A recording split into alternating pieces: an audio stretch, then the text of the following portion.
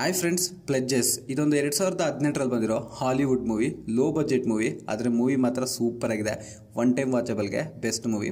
Run time ಬಂದ್ಬಿಟ್ಟು 1 hour 21 minutes ಇದೆ. ನೀವು ಎಲ್ಲಿಂದ ನೋಡ್ಬೋದು ಅಂದರೆ ಯೂಟ್ಯೂಬಲ್ಲಿ ಲಿಂಕ್ ಹಾಕಿರ್ತೀನಿ, ಅದ್ರ ಮೇಲೆ ಹೊತ್ತಿರಿ ಡೈರೆಕ್ಟಾಗಿ ಮೂವಿ ಓಪನ್ ಆಗಿಬಿಡುತ್ತೆ ನಿಮಗೆ.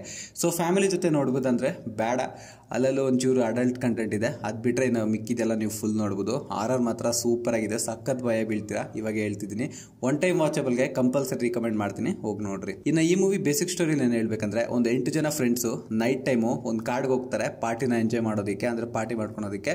ಸಡನ್ ಆಗಿ ಒಂದು ಕ್ರೀಚರ್ ಎಲ್ಲಾರನ್ನೂ ಸಾಯಿಸ್ಕೊಂಡ್ಬರುತ್ತೆ. ಅಂದ್ರೆ ಸಡನ್ ಆಗಿ ಭಯ ಬೀಳ್ಸೋದು, ಸಾಯಿಸೋದು ಒಬ್ಬೊಬ್ಬರನ್ನ ಹಿಂಗೆ. ಸೊ ಆಮೇಲೆ ಏನಾಯ್ತು ಅಂತ ತಿಳ್ಕೊಬೇಕಂದ್ರೆ ನೀವು ಮೂವಿನ ನೋಡಬೇಕು.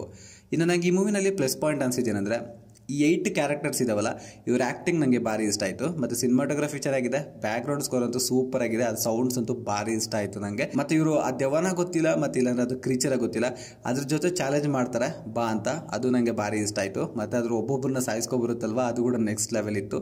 ಇವೆಲ್ಲ ನೋಡಿದ್ರೆ ಮೂವಿ ಪಕ್ಕ ಇಂಟ್ರೆಸ್ಟಿಂಗ್ ಆಗಿರುತ್ತೆ. ಇನ್ನು ನಂಗೆ ಈ ಮೂವಿನಲ್ಲಿ ಮೈನಸ್ ಪಾಯಿಂಟ್ ಅನ್ಸಿದ್ದೇನೆಂದರೆ, ಒಂಚೂರು ಅಡಲ್ಟ್ ಕಂಟೆಂಟ್ ಕಡಿಮೆ ಮಾಡಿದರೆ ಒಳ್ಳೆ ಸೂಪರ್ ಮೂವಿ ಆಗೋದು ಅನ್ನಿಸ್ತು ನನಗೆ. ಹಾಲಿವುಡ್ ಮೂವೀಸ್ ಎಲ್ಲ ಅಷ್ಟೇ, ಅದೆಲ್ಲ ಕಾಮನ್ ಅವ್ರಿಗೆ.